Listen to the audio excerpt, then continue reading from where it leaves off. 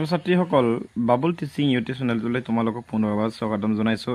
আজি আমি ক্লাছ 10 ছায়েন্সৰ চেপ্টাৰ 1 পেজ নম্বৰ 6ত দিয়া কুৱেশ্যন 2ৰ তিনিটা কুৱেশ্যনৰ বিষয়ে আমি আলোচনা কৰিম। ইয়াত দিয়া আছে তলৰ ৰাসায়নিক বিক্ৰিয়াবোৰৰ বাবে সন্তুলিত সমীকৰণ লিখা। হয়নে? সন্তুলিত সমীকৰণ আমি লিখিব লাগিব। গতিকে নাম্বাৰ 1ত দিয়া আছে 2 1 কি দিয়া আছে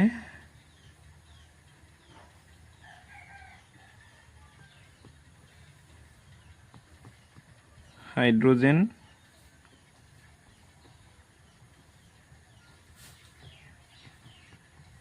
ক্লোৰিন কি উৎপন্ন হয়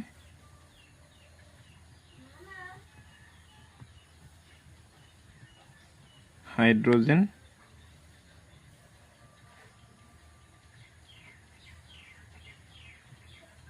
ক্লোৰাইড। এফালে চোৱা হাইড্ৰোজেন দিয়া আছে আমি হাইড্ৰোজেন লিখি লৈছোঁ। ওকে, ক্লোৰিন দিয়া আছে আমি ক্লোৰিন লিখি ল'লোঁ, কাৰ্বন দিয়া আছে আমি কাৰ্বন লিখি ল'লোঁ। হয়নে? হাইড্ৰোজেন ক্লোৰাইড উৎপন্ন হয় বুলি কৈছে, হাইড্ৰোজেন ক্লোৰাইড লিখি ল'লোঁ। আমি জানো কি হয়নে, ক্লাছ 9ত তোমালোকে পায়ে আহিছা যে হাইড্ৰোজেন ক্লোৰিন অক্সিজেনটো ডাইএটমিক মলিকিউল হয়, ট্ৰাইএটমিক মলিকিউল হয়। হয়নে? হাইড্ৰোজেনটো ডাইএটমিক মলিকিউল হয়, গতিকে আমি ডাইএটমিক হোৱাৰ কাৰণে আমি 2 লিখি ল'লোঁ, ডি অণু বুলি কয়।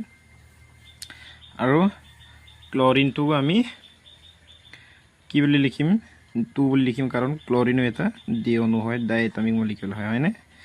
এতিয়া ডাইএটমিক মলিকিউল, তেনেহ'লে ইয়াত আমি কি লিখিলোঁ হাইড্ৰোজেন ক্লোৰাইড উৎপন্ন হয় বুলি কৈছে, হাইড্ৰোজেন ক্লোৰাইড লিখিলোঁ। তোমালোকে যে ৰাসায়নিক বিক্ৰিয়া এটা নীতি আছে, এই নীতিমতে তোমালোকে কৰিব লাগিব, কাৰণ ইয়াত কি বুলি কৈছিলে নীতিটোত বিক্ৰিয়াজাত পদাৰ্থৰ যিমান ভৰ হয় বিক্ৰিয়ক পদাৰ্থৰ যিমান ভৰ হয় বিক্ৰিয়াজাত পদাৰ্থৰ সিমানেই ভৰ হ'ব লাগিব। হয়নে? গতিকে আমি ইয়াত হাইড্ৰোজেন কেইটা পাইছোঁ, ইয়াত 2, তেনেহ'লে ইয়াতো হাইড্ৰোজেন 2 হ'ব লাগিব। ইয়াত যদি ক্লোৰিন 2 হয়, ইয়াতো ক্লোৰিন 2 হ'ব লাগিব। তেনেহ'লে আমি এইটো কৰোঁ হাইড্ৰোজেন প্লাছ 2 ক্লোৰিন, তেনেহ'লে আমি 2 এটা আমি হাইড্ৰোজেন ক্লোৰাইডৰ লগত পূৰণ কৰি দিলে হৈ গ'ল। বুজি পাইছেনে? ইয়াত H2 প্লাছ Cl2, তেতিয়া আমাৰ কি হ'ব 2HCl। এইটো 2 ইয়াৰ লগতো পূৰণ হৈ আছে, ইয়াৰ লগতো পূৰণ হৈ আছে, তাৰমানে হাইড্ৰোজেনৰ লগতো পূৰণ হৈ আছে, ক্লোৰিনৰ লগতো পূৰণ হৈ আছে। ইয়াত হাইড্ৰোজেন কেইটা আছে? এটা আছে, 2 গুণে 2 হৈ আছে। হয়নে? আৰু ক্লোৰিনৰ কেইটা আছে? এটা আছে, 2 গুণে 2 হৈ আছে। ইয়াত আকৌ ইয়াতো 1 2 গুণে 2 1 2 গুণে 2 হৈ আছে, গতিকে 2 2 চবতে আছে, গতিকে আমি এইটো সন্তুলিত হ'ল বুলি ক'ব পাৰোঁ। গতিকে সেইটোৱে হৈছে তোমালোকৰ সন্তুলিত সমীকৰণ। বুজি পাইছেনে? আৰু কুৱেশ্যন নম্বৰ 2ত দিয়া আছে, কুৱেশ্যন নম্বৰ 2ত কি বুলি দিয়া আছে আমাক barium chloride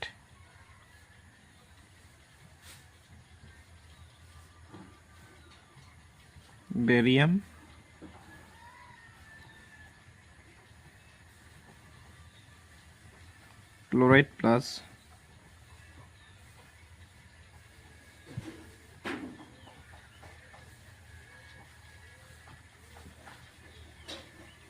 aluminium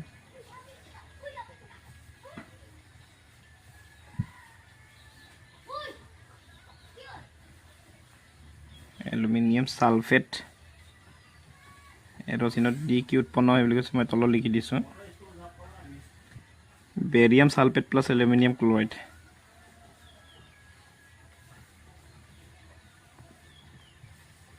barium sulphate আৰু কি উৎপন্ন হয় বুলি কৈছে প্লাছ এলুমিনিয়াম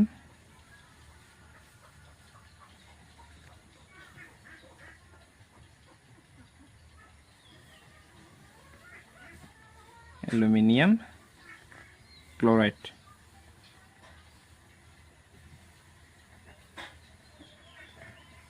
হয় নহয়? এতিয়া চোৱা বেৰিয়াম ক্লোৰাইড বুলি কৈছে আমি BaCl প্লাছ এলুমিনিয়াম সালফেট বুলি কৈছে, এলুমিনিয়ামটো আমি লিখি ল'ম, তাৰপিছত সালফেট এটা লিখিম SO4 এলুমিনিয়াম সালফেট। তাৰপিছত কি উৎপন্ন হয় বুলি কৈছে বেৰিয়াম সালফেট আৰু কি উৎপন্ন হয় এলুমিনিয়াম ক্লোৰাইড হয়নে এতিয়া তোমালোকে ইয়াত চাব লাগিব বেৰিয়ামৰ যেহেতু কি জানিব লাগিব বেৰিয়ামৰ কি আছিলে ভ্যালেন্স ইলেক্ট্ৰন যোজ্যতাখুল ইলেক্ট্ৰন কি আছিলে তো আছিলে মই ইয়াতে কৰি দেখাইছো চোৱা Ba2 আৰু Cl1 এটো আমি এনেকে তোমালোকে কৰিব পাৰা এটো তেতিয়া আমাৰ কি হয় BaCl2 1 গুণে 1 2 গুণে 2 এনেকে লিখিব লাগিব ওকে তেতিয়া আমাৰ কি হৈ যাব ইয়াত BaCl2 লিখিব লাগিব এলুমিনিয়াম সালফেট এটো সোয়া এলুমিনিয়াম সালফেট তো এটো কেনেকে লিখিম ইয়াত মই লিখি দিছো ওকে এলুমিনিয়ামৰ কেটা ভ্যালেন্স যোজ্যতাখুল ইলেক্ট্ৰন আছে 3 আৰু সালফেটৰ -2 বা 2 বুলি লিখি লবা তোমালোকে এটো 2 এটো 3 তেতিয়া আমি কি বুলি লিখিম Al2SO4 এটো আমি ব্র্যাকেটত দিব লাগিব 3 কাৰণ তলত 4 এটা আছে এটো কাৰণে আমি ব্ৰ্যাকেট ক্লোজ কৰি মেলি 3 টো বাহিৰত দিব লাগিব বুজি পালে না ওদিকে আমি ইয়াত কি লিখিম Al2 ব্র্যাকেট SO4 3 তাৰ পিছত আমি ইয়াত সাম বেৰিয়ামৰ ইয়াত পাইছিলো বেৰিয়ামৰ 2 বুলি পাইছিলো আৰু এল সালফেটৰো 2 বুলি পাইছিলো হয়নে গতিকে আমি ইয়াত কি লিখিম বেৰিয়াম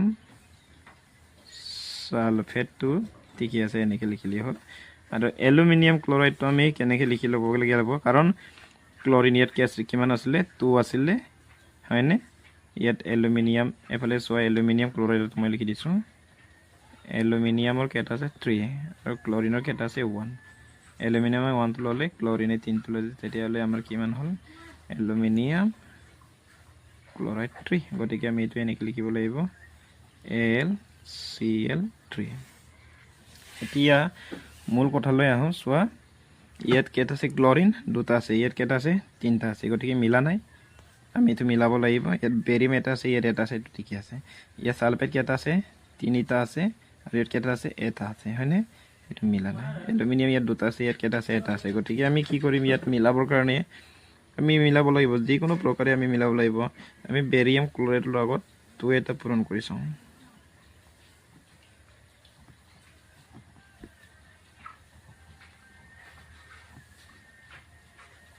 SO4 3 তেতিয়া কি হ'ব ইয়াত বেৰিয়াম সালফেট এনে ইয়াত বেৰিয়াম কেটা হল দুটা তেনে হলে এটো সালফেট তিনটা আছে ইয়াত তিনটা হবগে লাগিব গতিকে ইয়াত আমি কি কৰিলম 3 ৰে পূৰণ কৰিলম ওকে ইয়াত 3 তে পূৰণ কৰিলে ইয়াত তিনটা কেতিয়া ইয়াত বেৰিয়াম কেটা হ'ব তিনটা 3 গুণে 3 গতিকে আমি ইয়াতো 3 এটা লিখিলম বুজি পাইছানে আৰু এনেকে ব্ৰ্যাকেটটো দি দিলো মই আৰু সালফেট এতিয়া ইয়াত কেটা আছিল সালফেট 3 গুণে 3টা আছিল গতিকে 3 গুণে 3 এটো আৰু এলুমিনিয়াম ইয়াত এলুমিনিয়াম কেটা আছিল দুটা ক্লোৰিন ইয়াত কেটা আছিল 6টা 3 2 গুণে 6 হয় নাই গতিকে এলুমিনিয়াম ইয়াত কেটা আছিল দুটা গতিকে 2 তো মই ইয়াত লিখি ললো 2 তো আৰু এলুমিনিয়াম